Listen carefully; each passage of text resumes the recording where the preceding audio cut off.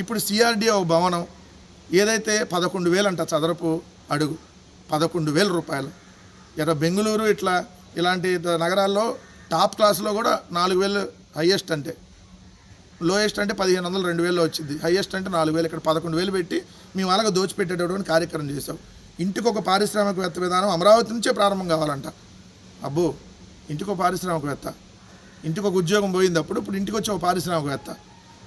ఇంటికి ఒక ఉద్యోగం రాలా, నిరుద్యోగ వృత్తి లేదు, ఇప్పుడు పారిశ్రామికవేత్త. ఉన్న పరిశ్రమలు తరిమేస్తున్నావు, దానికి సంబంధించి మాట్లాడవు. అమరావతి ప్రాజెక్ట్ సెల్ఫ్ ఫైనాన్స్ విధానంలో నిర్మిస్తున్నావు అని చెప్పారు. సెల్ఫ్ ఫైనాన్సా? మరి ఎందుకు అప్పులు తీసుకొని వచ్చావు? సెల్ఫ్ ఫైనాన్స్ అంటే అప్పులు ఎందుకు తెస్తున్నావు? 1,00,000 కోట్ల రూపాయల అప్పులు తెచ్చి అమరావతి నగరాన్ని కట్టడానికి ఆల్రెడీ 50,000 కోట్ల అప్పులకి ఇండెంట్ పెట్టారు. ఆల్రెడీ కొంత వచ్చింది. మళ్ళీ దీన్ని సెల్ఫ్ ఫైనాన్స్ సిటీ అని చెప్పి మళ్ళీ తప్పుడు మాటలు. అమరావతి అభివృద్ధి యాత్ర మొదలు 2047 వరకు కూటమి ప్రభుత్వమే ఉండాలంట. ఎందుకు? ఈవీఎంలతో అయితే రోజు మీరే ఉంటారు కదా, చెప్పేసేయండి అసలు ఇంక ఎన్నికలు వద్దు, మొన్న జరిగిన ఈవీఎంలతోనే ఇది ఫైనల్ అని చెప్పి, లేదా పార్లమెంట్లో తీసుకొచ్చేసేయండి.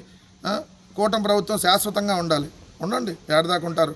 ఇప్పటికే భరించలేకపోతున్నారు ప్రజలు, సంపుతున్నారు ప్రజలను. పక్క ఈ 16 నెలల్లో ఆంధ్రప్రదేశ్ రాష్ట్రాన్ని ఎంత వెనక్కి తీసుకుపోయారంటే మనుషులను కూడా రేపు పొద్దున అమ్మేస్తారు. మీరు ఆల్రెడీ ప్రైవేటు వ్యక్తుల చేతికి పేదలను అమ్మేశారు కొంతమంది, పూర్తిగా కూడా రేపు అమ్మేస్తారు. సైబరాబాద్ ఇది నిర్మించాడంట, దాని అనుభవంతో అమరావతి నిర్మిస్తాడంట. ఎందుకు ఈ సొల్లు వాగుడు?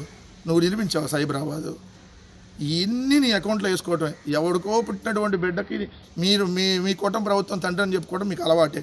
బంగారం పండించే భూములు ఇవి, గ్రీనరీ కొరత ఉండదు. మరి 3 పంటలు పండే భూముల్ని, పచ్చడి భూముల్ని నాశనం చేసి మళ్ళీ ఇంకా రైతులను అక్కడ ఇంకా మభ్యపెట్టేటటువంటి కార్యక్రమం చేస్తూ ఉన్నాడు ప్రధాని మోడీ. పార్లమెంట్ మట్టి యమునా జలాలు తెచ్చారు, అప్పుడే కదా మట్టి తెచ్చి మా మొహాన్ జల్లే ఉన్నాం.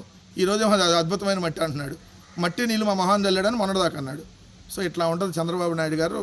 నోటికి ఏది వస్తే అది అబద్ధాలు మాట్లాడటం, ప్రజల్ని మభ్యపెట్టడం తప్ప ఇంకా వేరే కార్యక్రమం ఎప్పుడు చెయ్యబోడు కూడా.